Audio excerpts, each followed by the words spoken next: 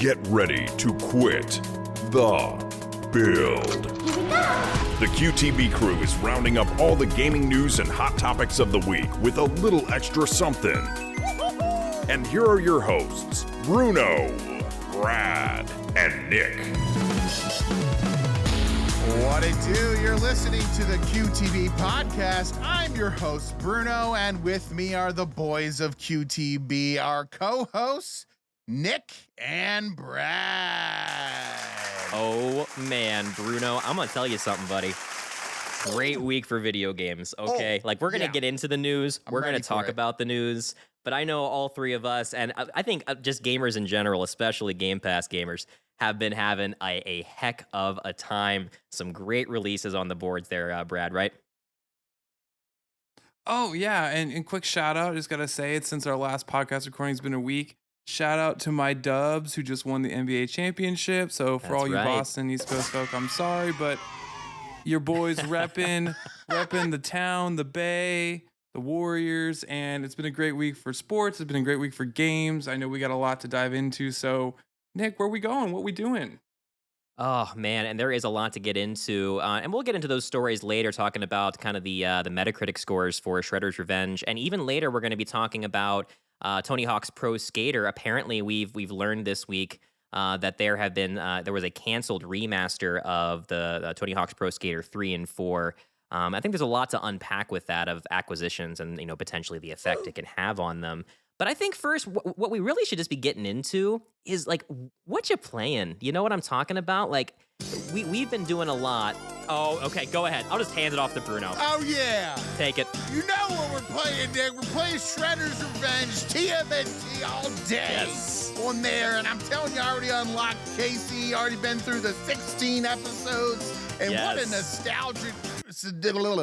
nostalgic trip this is. I can't even speak. That's how much my brain got mushed up. It went back to when I was 9 years old. And I got to tell you, this is what we're talking about when we're talking about a fan service game. When we're talking about remakes, remasters, whatever it may be, this is the type of game that sets the bar. It sets the bar for future IPs to really take hold and say, you know what, we can do something similar. We can make it very, very modern and new, and still pay homage to the original game that inspired it and the show. I mean, if you're not playing TMNT Shredder's Revenge and you grew up in the 90s and loved the Ninja Turtles, then you're missing out. This is the game for you. It's available on Game Pass. So if you've got Xbox Game Pass, you already have this. It's available for you. Just install it. And I got to imagine that it's only 20 some bucks or something like that on other platforms. So inexpensive, worth the price. Worth the price. Oh, yeah. Hands down. I've been playing with Brad. We've been tearing it up there. It's been a lot of fun. Brad, what do you think? Oh, I mean, Bruno, you kind of hit it on the head. I mean, but just playing with you the last week or so, or I mean, it's been a week or something like that. So, man, the nostalgia of the levels, the soundtrack, the graphics, but the way it plays and it still feels fresh. I mean, and the ability that you can level up your characters. So you get multiple playthroughs on the game. So if you love Michelangelo and then you want to play as Donatello or Leonardo or Raphael, and then you unlock Casey or April, you can play the game multiple times to level up your characters and get multiple plays out of this game. So I think it's a home run in my opinion, man. It's a great way to get away from the sweat of whatever, competitive game you're playing on a daily basis and go play something fun that just is an easy playthrough. It's just fun and enjoyable. There's nothing that there's nothing to hate about it. It's great. Nope. It's a classic beat 'em up. You'll love it. You'll love it. Seriously. I mean, a lot of times, Nick, I feel like we look at these games, they come out and, we get disappointed by very menial things something small it didn't have couch co-op, or you couldn't do something more than 4 players, right? we're talking 6 players right off the 6 bat here. players. You can, as wonky as any multiplayer startup thing is, it still works. You can still get in there and play with other people. They're not breaking any ground here in terms of like the multiplayer or whatever, but it works. You can get on there and play. And then the ability, like Brad said, the ability to just go through these characters. Never before have we been able to play as Casey, as Splinter, as April. So the addition of these 3 characters is great. And then you've got all the cameos in there. There's a cameo in nearly every level from a character from the TV show. So if you watch the cartoons growing up, then you're going to catch all these things that they put in the levels, and it just feels great. I can't see a way to really improve it. Maybe to have like different supers or something like that. I would say improve upon the supers that you can get in the game. But as a first playthrough, I've had a ton of fun. And they've got a 6-person mode, so you could play with 5 of your friends and you can play together. Like, how many games offer a 6-player co-op mode, essentially story mode? Like, that in itself is incredible. Oh, no, the experience is fantastic. It's second to none. And honestly, it's a master class in taking an arcade classic and reviving it for a new generation in a way that just builds upon everything. I mean, look, Turtles in Time set the bar so high, both from an arcade and the SNES port as well was a fantastic game. Oh, the SNES port, and they managed fantastic. to just I was telling Bruno, I got to pull that out. I got to go find it. I've got my SNES put away, and I know I've got that game in a box somewhere, and I want to pull it out just to like compare, because I think Shredder's Revenge does a great job honoring the legacy of what you experience in those games. Yeah. Later this year, we've got Cowabunga collection coming out, the TMNT Cowabunga collection, which, we haven't really talked about that much, but, now that we're, into Shredder's Revenge, I got to say, if you're a TMNT fan, that's definitely going to be a collection to pick up right there. I'm already looking forward to that. And that's got everything. We've got, the Game Boy games there. We've got the NES, the SNES, and we even have the Sega Genesis, like Hyperstone Heist, which was a fantastic game, like for Genesis. So, I mean, it's a great time to be a TMNT fan, and I can only hope that they've heard my pleas and cries on Fortnite and will eventually be coming out with a TMNT skin set for all the turtles. I would love that. I'd be totally into it. I gotta say though, if you're gonna do it, I want to see classic colors available. Okay, so don't skimp on us. You know what I mean? Like, if you got the original turtle collect like toys. Remember Donatello was like brown, and they were all essentially a different shade of green, except for Donatello was brown for some reason. I don't know why. I want to have that option. I want those little changes in there, the style changes that they have. But I'm looking forward to Cowabunga collection, especially to kind of relive, like Brad said, and see how this new game stacks up, and just see how old or how hard the older games were, because they were. I remember trying to beat him in the car on the way up to Grandma's house, and believe me, the trip wasn't long enough, Nick, okay? No, very difficult games. I mean, the NES version of TMNT is just astoundingly difficult. But yeah, I mean, there's just so much to love with this title.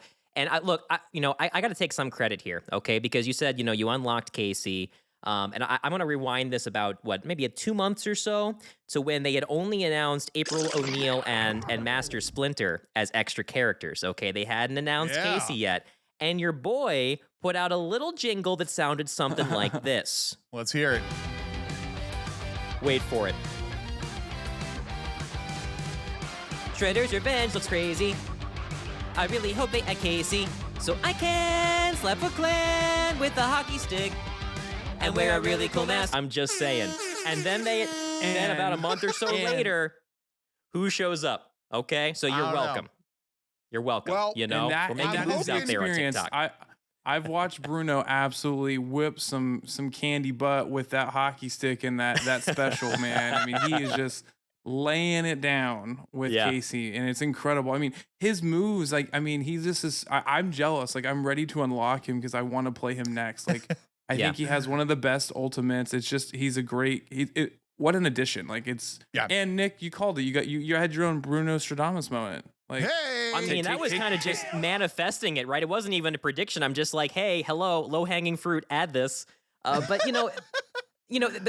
even just the gameplay by itself is amazing. They took the beat 'em up formula and what worked in the arcades, and they added so many layers. I was amazed when I got to the tutorial, and I'm like, what? There's like 25 different like sections of this tutorial of all the different things I can do at level 1.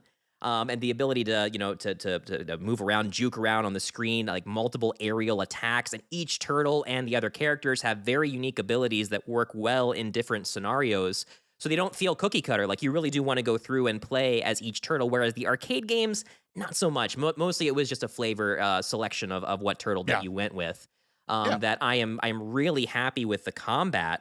But guys, the number one thing for me that just sent this into the stratosphere is the soundtrack.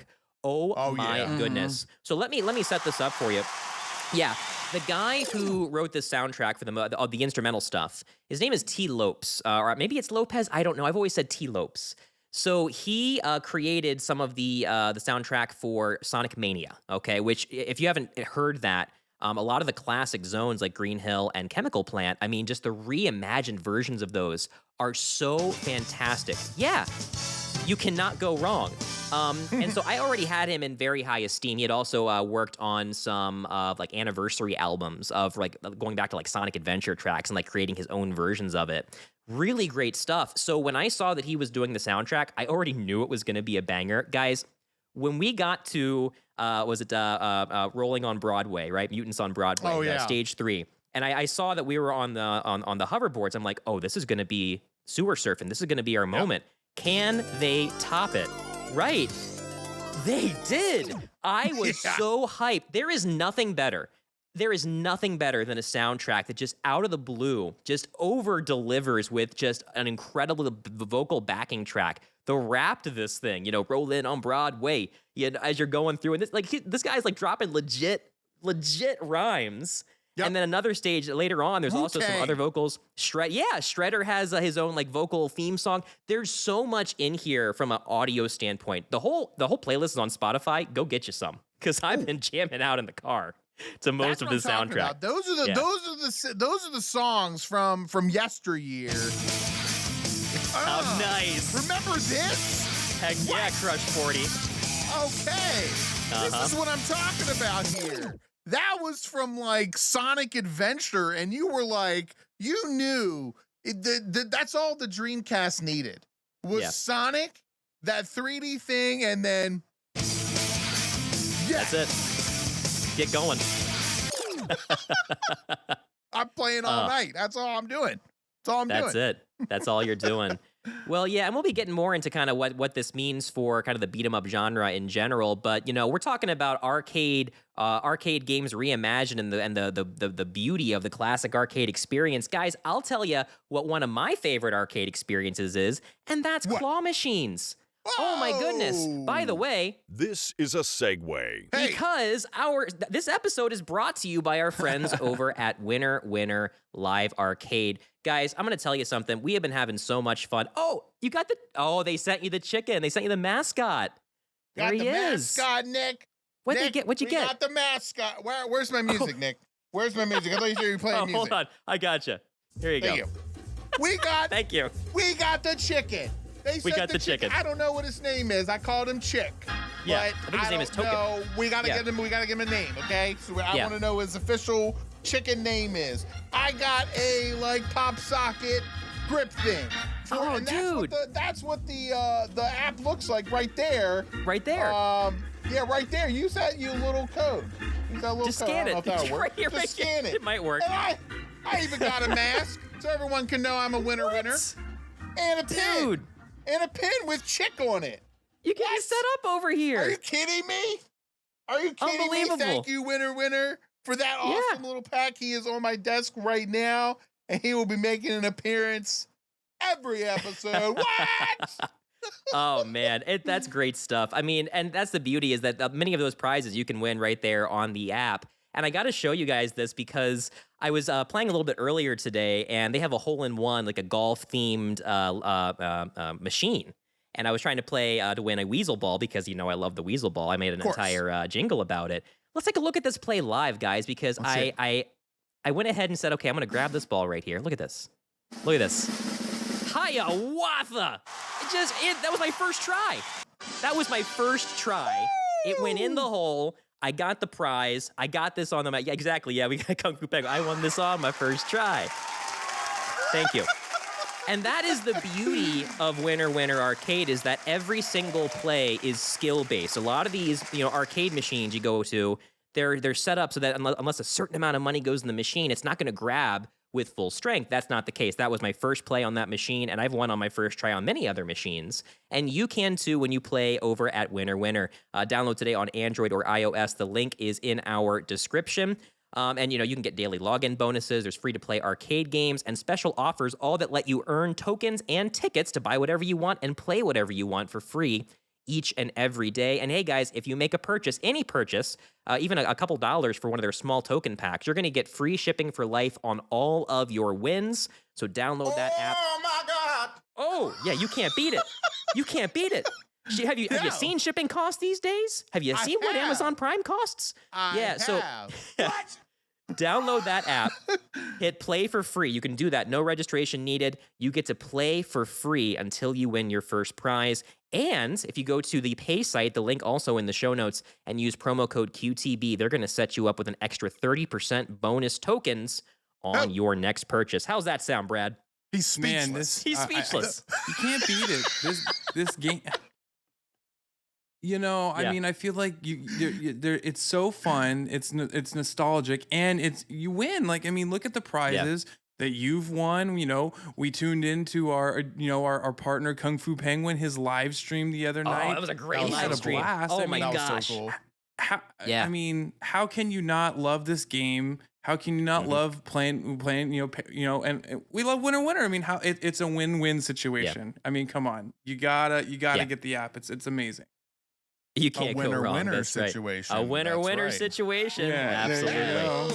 Heyo. But yeah, guys. So hey, there's that transition. That's what we needed. There's the dad. So I'm going to take it back to the reviews here of Shredder's Revenge because I think we've established that it definitely lived up to the hype as far as a release goes, right? Yeah. But I think we have to look at the broader thing that's happening right now is that there seems to be a renaissance for the retro beat 'em up genre of games, right? Because look at the releases that we've had lately, and already Shredder's Revenge is in the upper 80s, like 88, 89 on Metacritic, regardless of platform. And in the recent releases section, in almost any platform, it's in the top 3 games. So people are really enjoying this title right now. But that's not the only time this has happened recently. We had Streets of Rage 4, which got DLC. I think it was released within the last few years.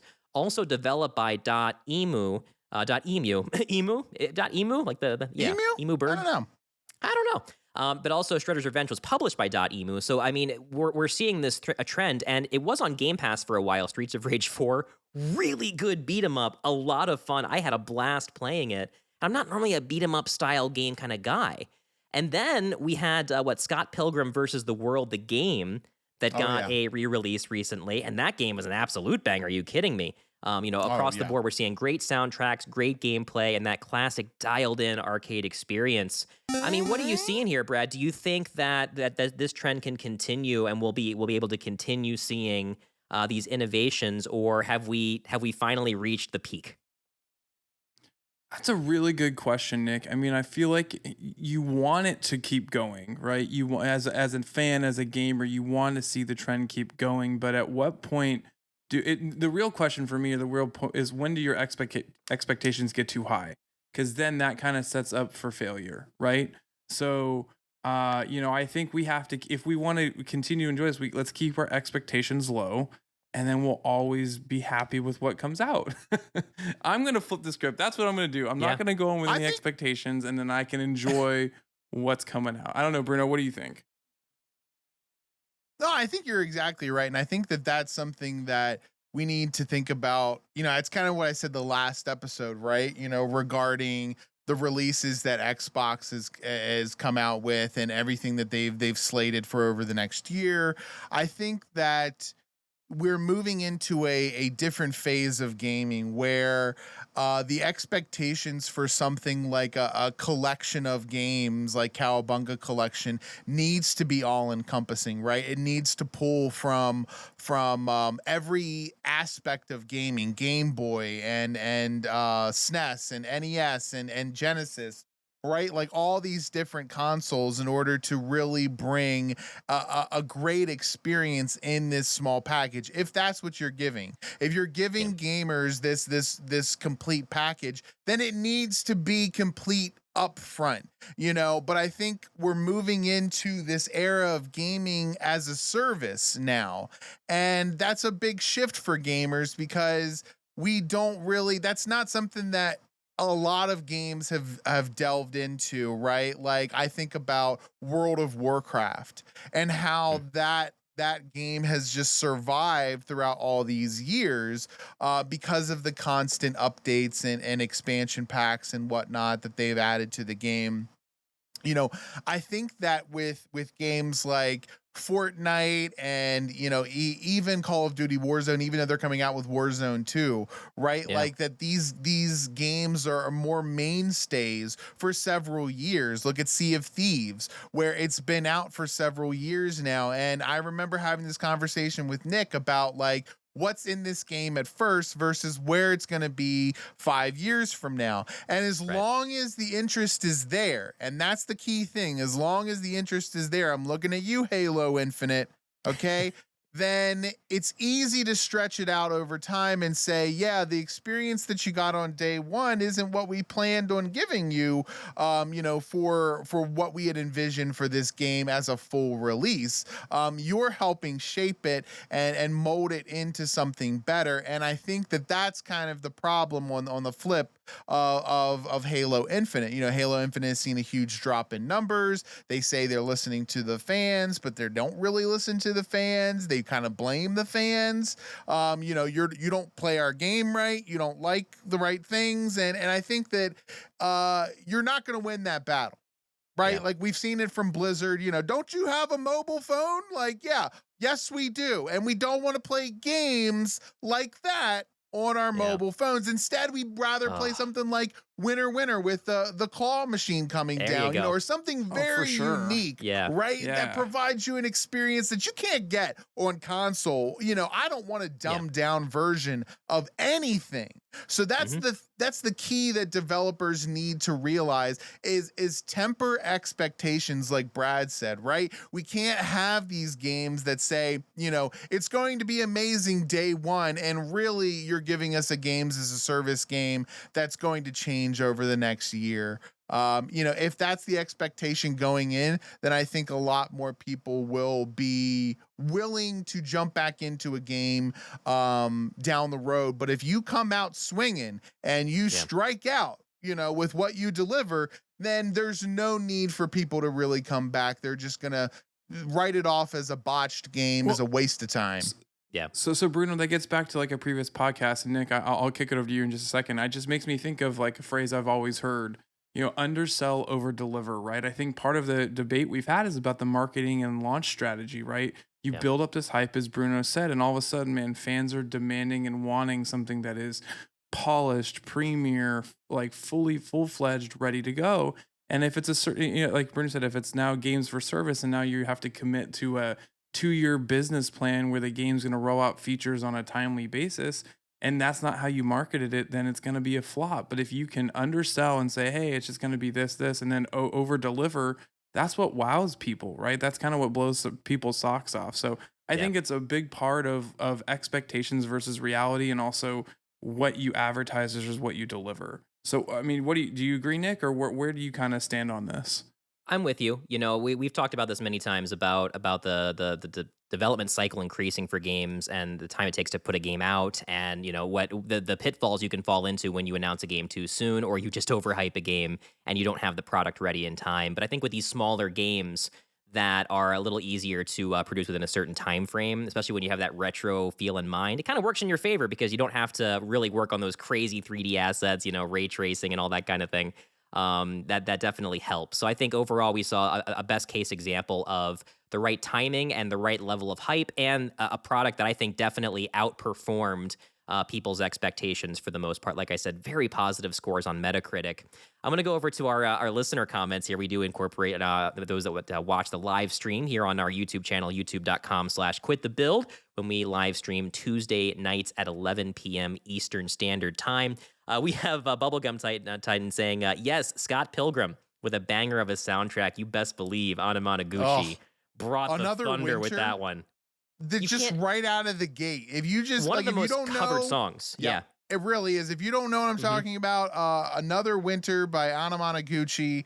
That's the first song in the very first level of the game, and it is phenomenal. It is an absolute banger. And even our own music producer in our network, Beat It, was actually inspired by Anamanaguchi for his first album, or their first album rather, excuse me. Yeah. That's, that to me is just goes to show you that these types of games deserve a great soundtrack, and the music's out there, right? Yeah. Like the people are out there to create something like this. Give them a shot.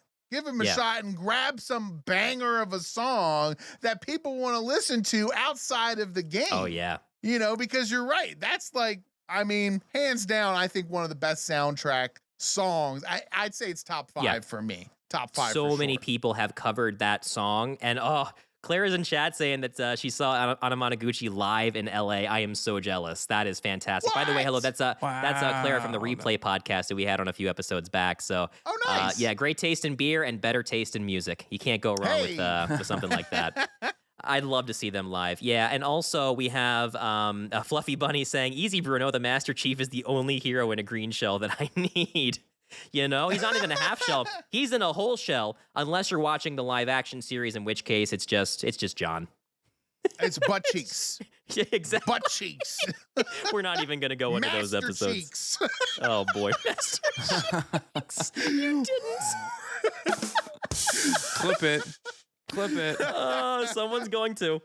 Oh man, amazing. Can we get that on the shirt? Can we get that can we talk to our merch department and get that on the shirt? Paging our graphic design. Graphic design. Shirt. We need a Master Cheeks shirt. Oh man.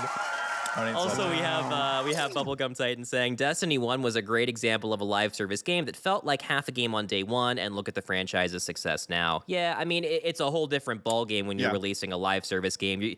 You get a little slack when you release a half-baked product, whereas, you really can't patch your way out of financial trouble if a one-off game like this that isn't live service, that doesn't have DLC, isn't in tip-top shape. And I have had minimal problems with the game while playing it. I just can't say enough good things about it. I can't wait to play it some more. And also, my gosh, I was going to talk about this in the pre-show. Fall Guys just came out, right? The free-to-play version just launched on all consoles. And honestly, did you know that's called Stumble Guys in the E? Is it really? There was an achievement. The translation Stumble is Fellows. Stumble Guys. One of the achievements was Stumble Fellows. Yeah.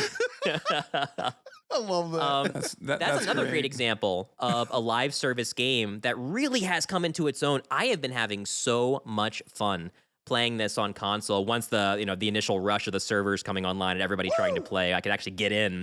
When I first played Fall Guys when it came out on PC, my complaints were, one, it was only on PC. I didn't have a PlayStation. Yeah.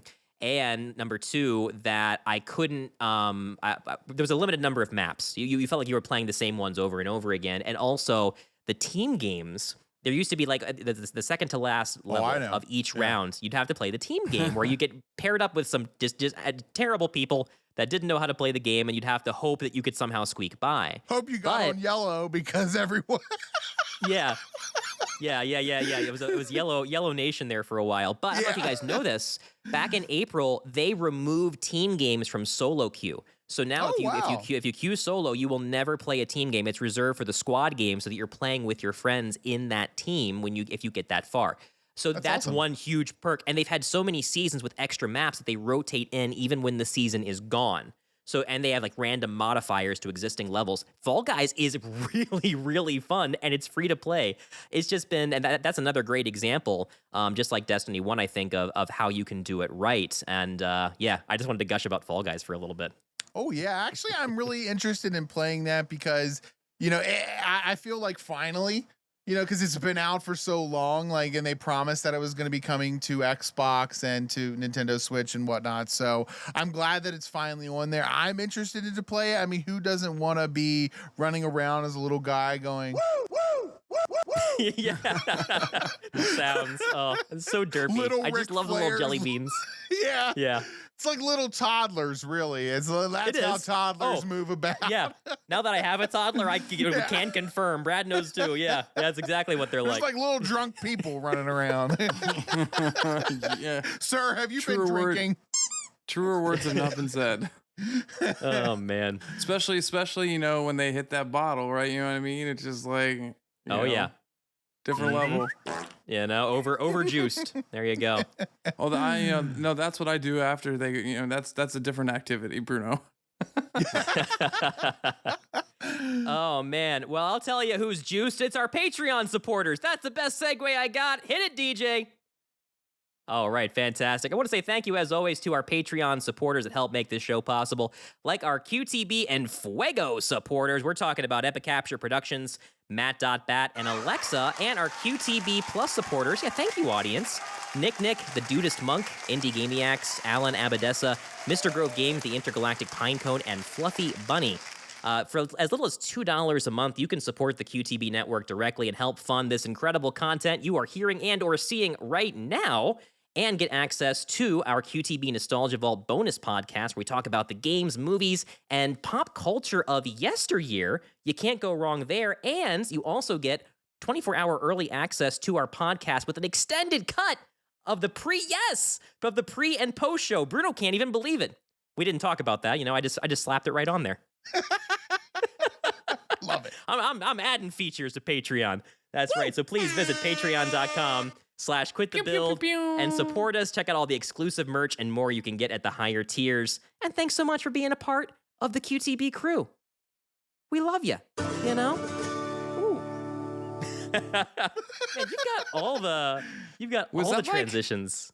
Was that like the post-credits jingle from Boy Meets World? Like, was that like a... No, that was the South Park transition. South Park, yeah. There you go. Okay. Like, it just sounded... next door, okay. Yeah, that... Yeah, we have that. That makes sense now. We got them guys. Yeah. Clara saying that Bruno's going ham with the soundboard. This is... Look, we knew when Bruno came back to the podcast... He was gonna bring the thunder, and that's exactly what he did. You knew it. Boy. You knew this is what we were gonna do. This is what I'm here for, okay? Yeah. So our next story coming from Digital Trends, and this one's kind of a downer, guys. So it's talking about we learned through a recent live stream, I believe one of the developers for these games, originally for Vicarious Visions, then of course acquired by Blizzard earlier this year. That the Tony Hawk's Pro Skater 3 and 4 remake was supposedly being actively developed around the same time that they were purchased by Blizzard, and ultimately the project was canned entirely. This development came out of a chat between Twitch streamer Andy, THPS, I guess that's just what he streams, and Tony Hawk. He had him on the broadcast, and it was confirmed that they were gonna make it. It fell through. And, that's really the story in and of itself. There's kind of some more details that, that Activision Blizzard kind of was like shopping out, trying to find somebody to produce this game, but they had a lack of developers. But ultimately, the steam was there. It's just that the acquisition caused it to come to a complete halt and ultimately right down the toilet. So, I mean, the first thing I want to ask, and I'll throw this over to you, Bruno, this is something that I think gamers fear, right? That when these smaller studios with IPs that we know and love, when they get acquired by these bigger publishers, sometimes it comes at the cost of those IPs. I think of Spyro. Supposedly, Vicarious Visions was working on Spyro 4, and that got canned as well when this acquisition came through.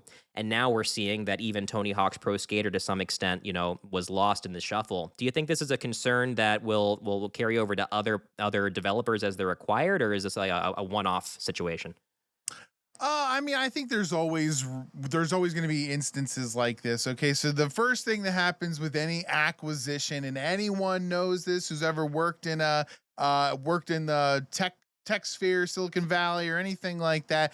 Anytime there's an acquisition, the first thing to go are people. People get laid off. Like, in order to acquire a company, you don't need double of certain people. So it's no different in this aspect in terms of projects, right?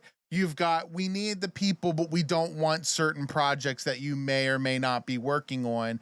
And when you get acquired like that, you kind of have to roll with the punches, so to speak. And you kind of have to, look at the facts of like, well, at least I have a stable job now, but I don't get to work on what I really wanted to work on. And I don't think it's necessarily dead. I as we've learned from a lot of different games, and we're still seeing rumors being thrown around about GoldenEye 007 being released, that never give up hope, right? Like, I think that we tend to think that if it doesn't get done in the timeline that we're expecting, that all hope is lost. And I don't think that that's the case, because I think that there have been several times where I think the publishers and developers have proven that they are listening to the fans, albeit may not be as quick as we want them to listen to us, but they're listening.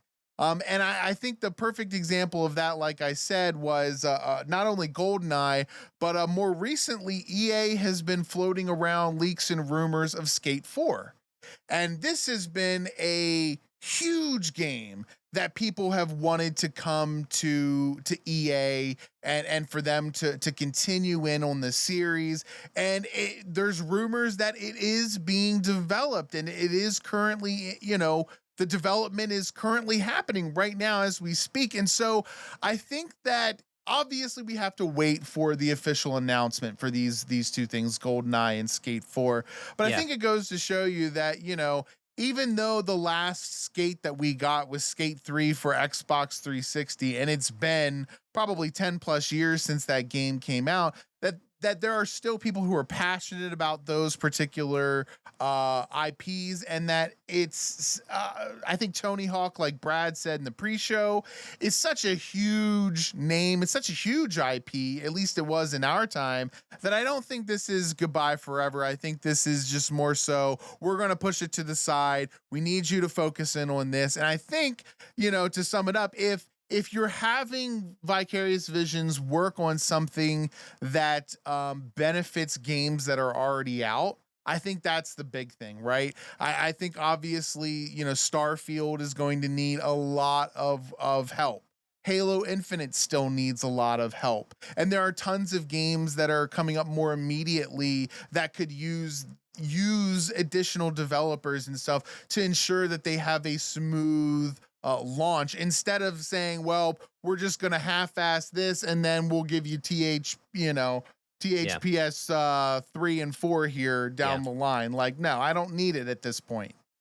There is 100% more to the story. Go ahead, Brad. I agree with Bruno completely. I think this is purely a business streamline decision from a resource and cash flow standpoint.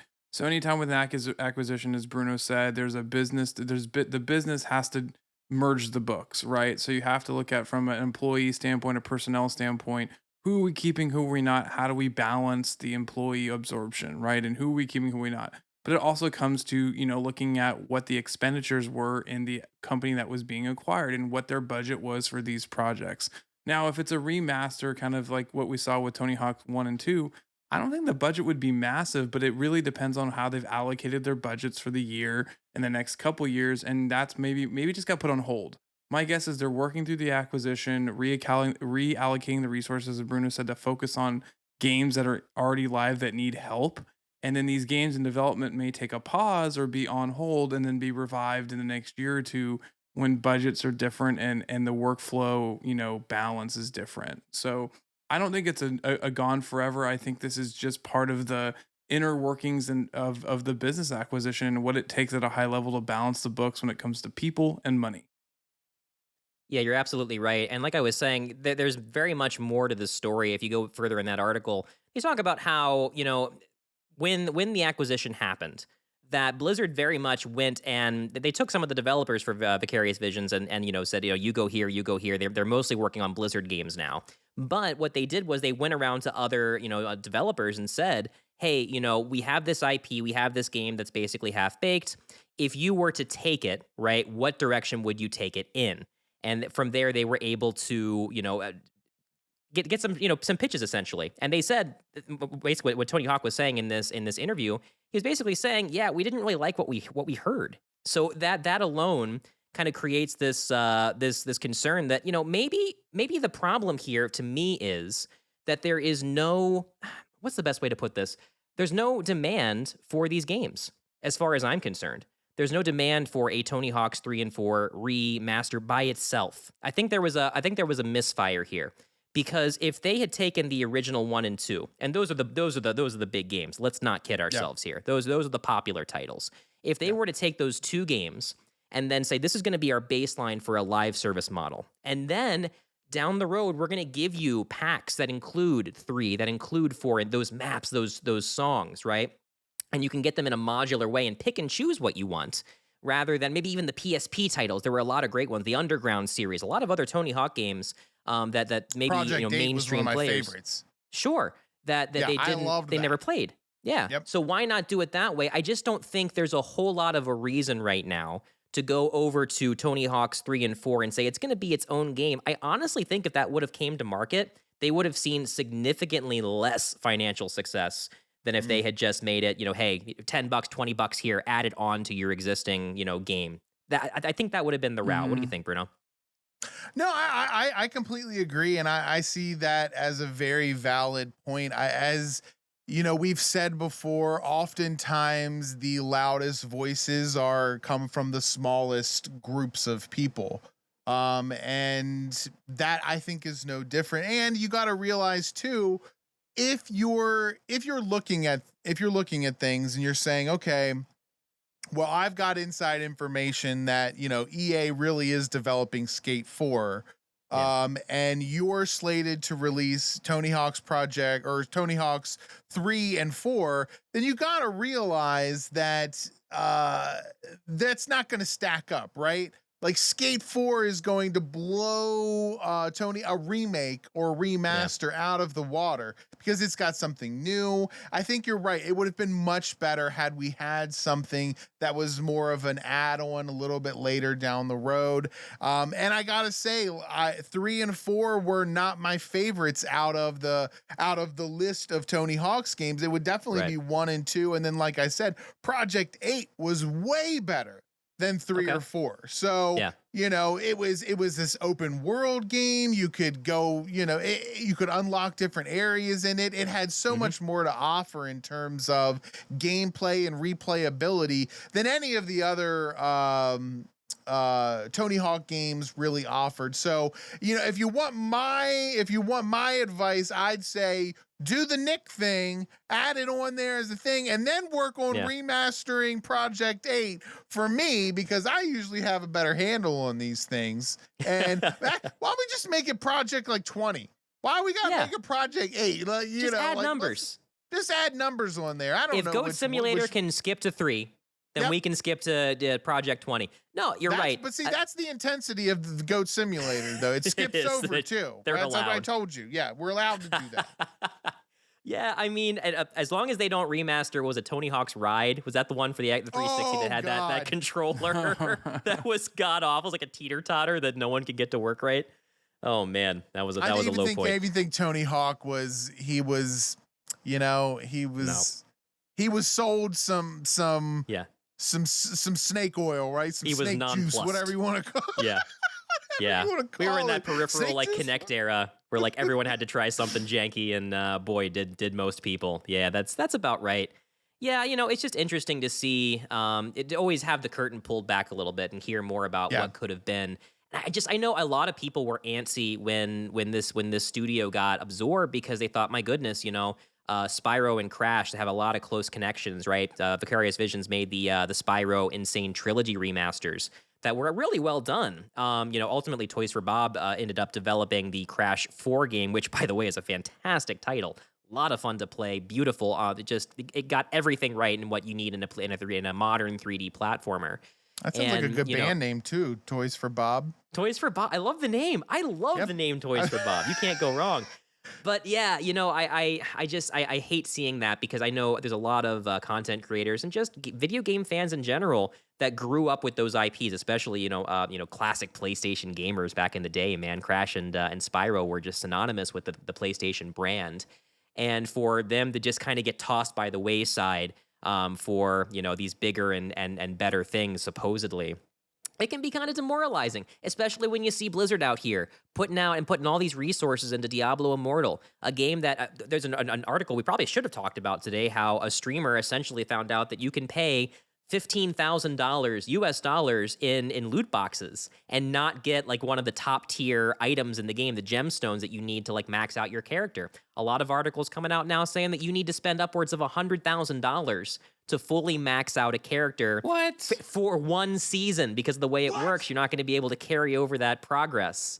I mean, the predatory nature of that. So to know that even if any percentage of Vicarious Visions went towards that, then the gaming industry is heading in a very, very wrong direction, because these freemium games, man, on mobile, it's getting worse and worse, and I don't see the problem going away anytime soon, as long as these whales continue to plague the industry and allow them to get away. They, despite all the problems and all the flaws and the massive pay-to-win nature of the game, they still made $20 million in their first week, and that plenty of these smaller titles that we're talking about today aren't going to make $20 million in their first month. And these developers, these shareholders, they see these dollar signs and they say, well, you got to put your money in that direction. And as the result, I'm telling you, some of these classic IPs simply get abandoned. And that is a very concerning direction that I really hope we don't see as these companies like Activision Blizzard go after these mid-size, AA, AAA production studios. I don't want to see more of that garbage. Full stop. Because it is garbage, what they did to Diablo Immortal, especially for them to say, I'm going on a rant here. I'm still a piece of garbage. Thank you. Especially for them to say in some of the early stuff, in the interviews and that kind of thing, oh, there's not going to be any, you can't pay to acquire any weapons, you can't pay to acquire any abilities or anything like that. Well, they are correct. You can't. But you have to pay to acquire the gemstones, which are required to actually level up and progress your character. You want to talk about snake oil? There's your snake oil. Bait and switch, free to play, absolute crap. Couldn't be taking our industry in a worse direction. Rant over. You get a second one, 2 for 2. Wow. Thank you for coming to Nick's TED Talk. Yeah. Well, Sometimes see, I get that's fired the up, thing, man. I think, and I hate to keep bringing it back to Halo Infinite, because I love Halo, and I think that's one of the reasons why. Here we go. But, you're right, Nick, we're in this space where games want to follow that freemium path, the path set forth by mobile games and perfected by Fortnite. I'm like a broken record in that respect, but it's true.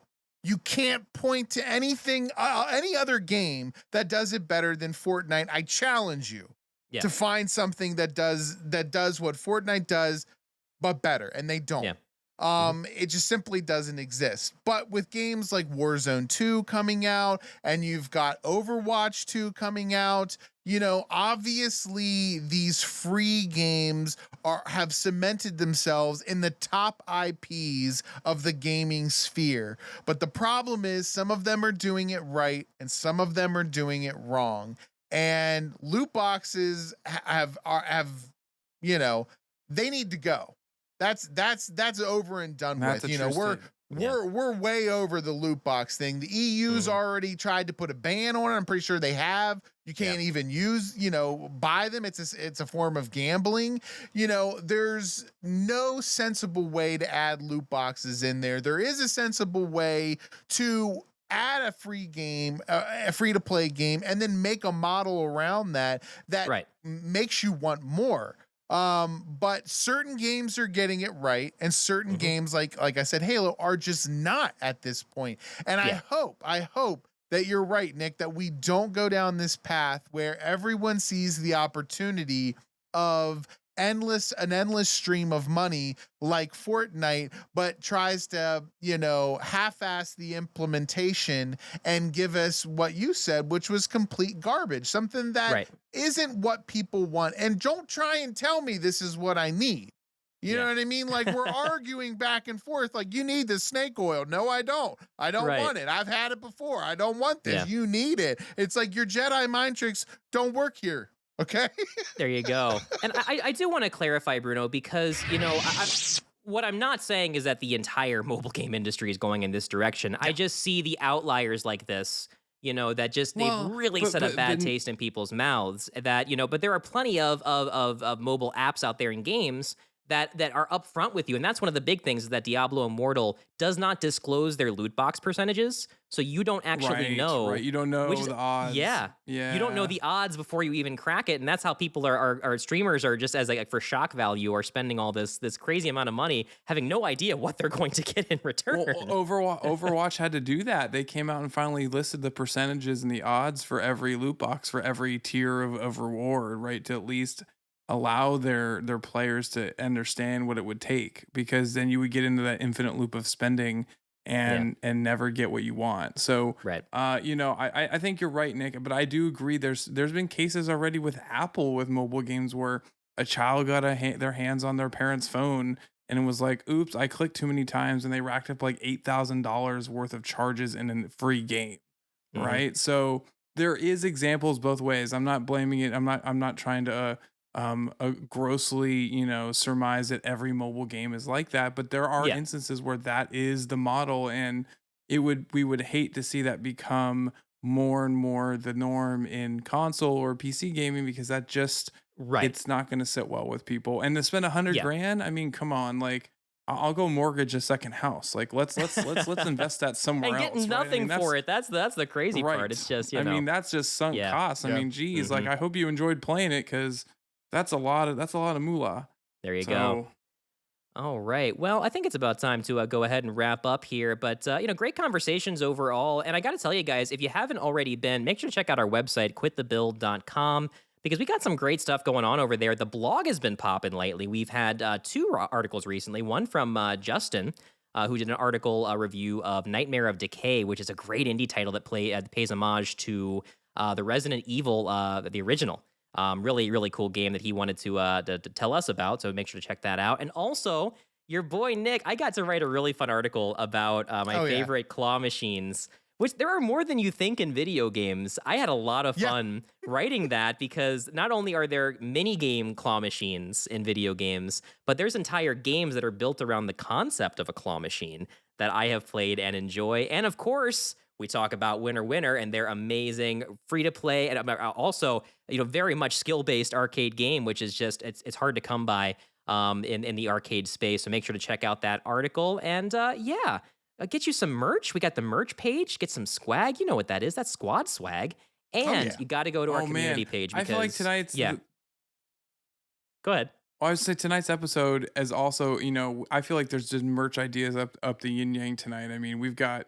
I want to get a shirt that says, well, let me take Master it back Cheeks. To Halo, because I feel like that needs to, we Master Cheeks. I mean, we got to get that on a throw pillow. I mean, and then snake Halo. Oil. We got to do something with snake oil. I mean, we've said that like 12 million times a night. So merch department, we just gave you new fuel for the fire, right? Literally like snake oil on fire. We've had some multiple t-shirt ideas here in a very short span of time. Yeah, definitely. Also, make sure to go to our community page, link up with our socials, and get on our Twitter, our Instagram, our Facebook, and of course, you got to get on our TikTok, because I'm still producing the hits. I'll put it to you that way. Oh yeah, the jingles are a-flowing. There you go. Well, alrighty, gents. Well, until next time, Bruno, I think it's about time to send us out of here. Well, there's only one way I know how to send us out of here, Nick, and it's obviously with our patented ending here. It's not patented, but maybe one day it will Patent be. pending, yeah. Patent pending for Nick and Brad. I'm Bruno. For Bruno and Brad, I'm Nick. And for Nick and Bruno, I'm Brad. Peace out. What it do?